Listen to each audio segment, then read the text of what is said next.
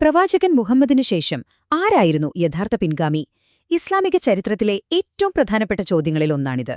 എല്ലാവർക്കും അറിയുന്നൊരു ചരിത്രമുണ്ട്, പക്ഷേ അതിന് സമാന്തരമായ മറ്റൊരു ചരിത്രം കൂടിയുണ്ട്. ഇന്ന് നമ്മൾ നോക്കാൻ പോകുന്നത് ഷിയാ വിഭാഗത്തിലെ ഏറ്റവും പഴയ ഗ്രന്ഥങ്ങളിലൊന്നായ കിതാബ് സുലൈം ഇബ്നു ഖൈസ് പറയുന്ന ആ ബദൽ ചരിത്രമാണ്. പ്രവാചകന്റെ മരണശേഷം യഥാർത്ഥത്തിൽ എന്താണ് സംഭവിച്ചത് എന്ന് ഈ പുസ്തകം പറയുന്നു. അപ്പോ ഈ കഥ മുന്നോട്ടു പോകുന്നത് ഇങ്ങനെയാണ്. 6 പ്രധാന സംഭവങ്ങളിലൂടെയാണ് ഈ പുസ്തകം നമ്മളെ കൊണ്ടുപോകുന്നത്. ഒരു പ്രവചനത്തിൽ തുടങ്ങി ഒരു രഹസ്യയോഗം, പിന്തുണ തേടിയുള്ള രാത്രിയാത്രകൾ, ഒരു വീടിനു നേരെയുണ്ടായ ആക്രമണം, നിർബന്ധിപ്പിച്ചുള്ള ഒരു പ്രതിജ്ഞ, ഒടുവിൽ ഞെട്ടിക്കുന്നൊരു മരണമൊഴി വരെ. നമുക്കോരോന്നായി നോക്കാം. ശരി, നമുക്ക് തുടങ്ങാം. ഈ കഥയുടെ തുടക്കം പ്രവാചകന്റെ ജീവിതത്തിന്റെ അവസാന നാളുകളിൽ നിന്നാണ്. വരാനിരിക്കുന്നത് എന്താണെന്ന് അദ്ദേഹത്തിനൊരു ഉൾക്കാഴ്ചയുണ്ടായിരുന്നു എന്നാണ് ഈ ഗ്രന്ഥം പറയുന്നത്. ഒരു കൊടുങ്കാറ്റിനു മുൻപുള്ള ഒരു മുന്നറിയിപ്പ് പോലെ. ഒന്ന് ആലോചിച്ചു നോക്കൂ, പ്രവാചകനെ ഏറ്റവും കൂടുതൽ വിഷമിപ്പിച്ചത് പുറത്തുനിന്നുള്ള ശത്രുക്കളായിരുന്നില്ല, മറിച്ച് തന്റെ കൂടെയുള്ളവരുടെ ഉള്ളിലെ അസൂയയായിരുന്നു എന്നാണ് ഈ പുസ്തകം പറയുന്നത്. താൻ പോയിക്കഴിഞ്ഞാൽ ഈ അസൂയ പുറത്തു വരുമെന്ന് അദ്ദേഹം ഭയന്നു. ഈയൊരു ഭയമാണ് പിന്നീട് നടന്ന പല സംഭവങ്ങൾക്കും കാരണമായതെന്ന് ഈ ഗ്രന്ഥം വാദിക്കുന്നു. ഈ പുസ്തകമനുസരിച്ച് പ്രവാചകൻ തന്റെ പിന്തുടർച്ചയുടെ കാര്യത്തിൽ ഒരു സംശയവും ബാക്കി വെച്ചിരുന്നില്ല. അദ്ദേഹം തന്റെ മകൾ ഫാത്തിമയോട് വളരെ വ്യക്തമായി കാര്യങ്ങൾ പറഞ്ഞിരുന്നു. അതായത്, അലിയാണ് ഖലീഫ, ഫാത്തിമ സ്വർഗത്തിലെ സ്ത്രീകളുടെ നേതാവ്, മക്കളായ ഹസനും ഹുസൈനും യുവാക്കളുടെ നേതാക്കൾ. അതുമാത്രമല്ല, അലിക്ക് ശേഷം തന്റെ കുടുംബത്തിൽ നിന്ന് തന്നെ 11 ഇമാമുകൾ വരുമെന്നും അദ്ദേഹം പറഞ്ഞിരുന്നു. കാര്യങ്ങൾ വളരെ വ്യക്തമായിരുന്നു, അല്ലേ?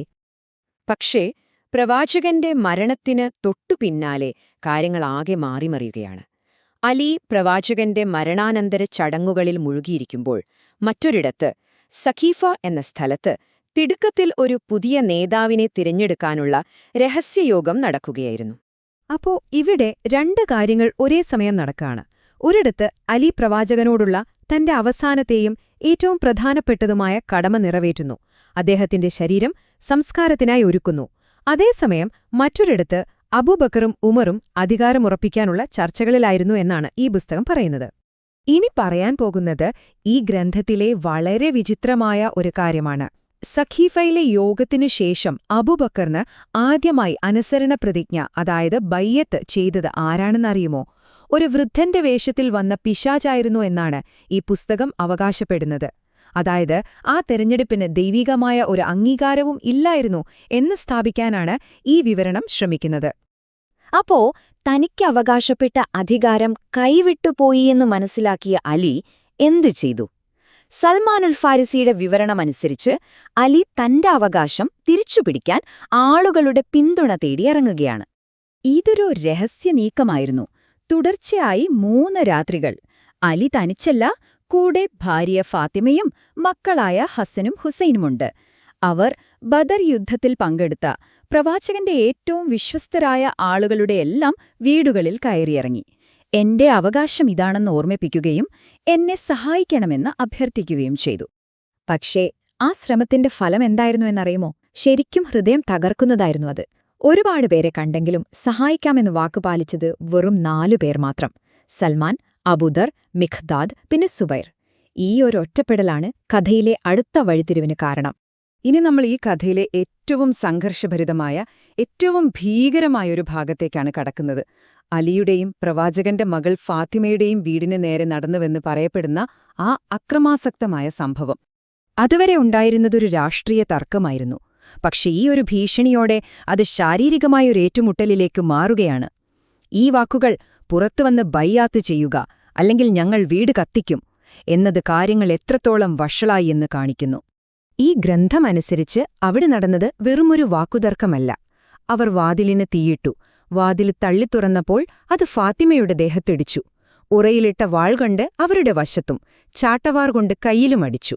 ഏറ്റവും ഭീകരമായ കാര്യം, ഈ ആക്രമണത്തിൽ ഫാത്തിമയുടെ ഗർഭം അലസിപ്പോയി എന്നും ഈ പുസ്തകം പറയുന്നു. ആ ആക്രമണത്തിനു ശേഷം എന്ത് സംഭവിച്ചു?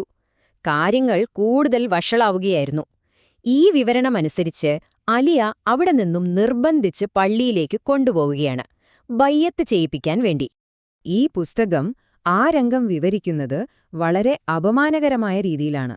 പ്രവാചകന്റെ സഹോദരനും മരുമകനും നിയുക്ത പിൻഗാമിയുമായ അലിയെ അറസ്റ്റ് ചെയ്ത് കഴുത്തിൽ ഒരു കയറ് കെട്ടി ഒരു കുറ്റവാളിയെപ്പോലെ അബൂബക്കറിന്റെ മുന്നിലേക്ക് വലിച്ചിടച്ചു കൊണ്ടുപോയി എന്നാണിതിൽ പറയുന്നത്. അവിടെ വെച്ച് അലിക്ക് മുന്നിൽ രണ്ട് വഴികളേ ഉണ്ടായിരുന്നുള്ളൂ. ഒന്നുകിൽ പുതിയ ഭരണാധികാരിക്ക് മുന്നിൽ തലകുനിച്ച് അനുസരണപ്രതിജ്ഞ ചെയ്യുക, അല്ലെങ്കിൽ മരിച്ചുക. ഞാൻ ചെയ്തില്ലെങ്കിൽ എന്തു ചെയ്യും എന്ന അലിയുടെ ചോദ്യത്തിന് കിട്ടിയ മറുപടി, നിന്നെ ഞങ്ങൾ അപമാനിച്ചു കൊന്നുകളയും എന്നായിരുന്നു. ഇതൊരു ജീവൻ മരണ പോരാട്ടത്തിന്റെ നിമിഷമായിരുന്നു. ഇപ്പോൾ നമ്മൾ കഥയുടെ അവസാന ഭാഗത്തേക്ക് കിടക്കുകയാണ്.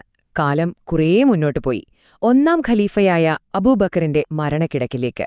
അദ്ദേഹത്തിന്റെ അവസാന വാക്കുകൾ ഈ കഥയ്ക്ക് പുതിയ ഞെട്ടിക്കുന്നൊരു മാനം നൽകുന്നുണ്ട്. ഇവിടെ ഏറ്റവും ശ്രദ്ധിക്കേണ്ട ഒരു കാര്യം, ഈ വെളിപ്പെടുത്തൽ നടത്തുന്നത് പുറത്തുനിന്നുള്ള ഒരാളല്ല, മറിച്ച് ഖലീഫ അബൂബക്കറിന്റെ സ്വന്തം മകൻ മുഹമ്മദ് ഇബ്ന് അബൂബക്കറാണ്. തന്റെ പിതാവ് മരണക്കിടക്കയിൽ വെച്ച് നടത്തിയ ഒരു കുറ്റസമ്മതം താൻ നേരിട്ട് കേട്ടു എന്നാണ് അദ്ദേഹം പറയുന്നത്. ഇതാണൊരുപക്ഷേ ഈ ഗ്രന്ഥത്തിലെ ഏറ്റവും ഞെട്ടിക്കുന്ന, ഏറ്റവും വിവാദപരമായ അവകാശവാദം. മരണക്കിടക്കയിൽ വെച്ച് അബൂബക്കർ പ്രവാചകൻ മുഹമ്മദിനെക്കുറിച്ച് പറഞ്ഞുവെന്ന് പറയുന്ന വാക്കുകളാണിത്. അദ്ദേഹം ഒരു മാരണക്കാരനാണ്, അല്ലെങ്കിൽ ഒരു മജിഷ്യനാണ് എന്നെനിക്ക് ഉറപ്പായി, നമ്മൾ രണ്ടുപേരും അത് സമ്മതിച്ചതാണല്ലോ എന്ന്. അതായത് പ്രവാചകന്റെ പ്രവാചകത്വത്തിൽ തന്നെ ഖലീഫയ്ക്ക് സംശയമുണ്ടായിരുന്നു എന്ന വലിയൊരു ആരോപണമാണിത്. അപ്പോ നമ്മളിന്ന് കേട്ടത് കേവലം ഒരു പഴയ കഥയല്ല, മറിച്ച് ഇസ്ലാമിലെ ഷിയ വിഭാഗത്തിന്റെ അടിസ്ഥാന വിശ്വാസങ്ങളെ തന്നെ രൂപപ്പെടുത്തിയൊരു ചരിത്ര വിവരണമാണ്. ഈ പറയുന്ന കാര്യങ്ങൾ ശരിയാണോ തെറ്റാണോന്ന് ചർച്ചയ്ക്കപ്പുറം നമുക്കൊരു കാര്യം ആലോചിക്കാം. 1300 വർഷങ്ങൾക്ക് മുൻപ് എഴുതപ്പെട്ട ഇത്തരം വിവരണങ്ങൾ, അതിലെ കഥാപാത്രങ്ങളും സംഭവങ്ങളും ഇന്നും എങ്ങനെയാണ് ലോകമെമ്പാടുമുള്ള കോടിക്കണക്കിന് മനുഷ്യരുടെ വിശ്വാസത്തെയും രാഷ്ട്രീയത്തെയും സമൂഹത്തെയും സ്വാധീനിച്ചുകൊണ്ടിരിക്കുന്നത്? ഈ ഒരു ചോദ്യം നിങ്ങൾക്കായി വിട്ടുകൊണ്ട് നിർത്തുന്നു.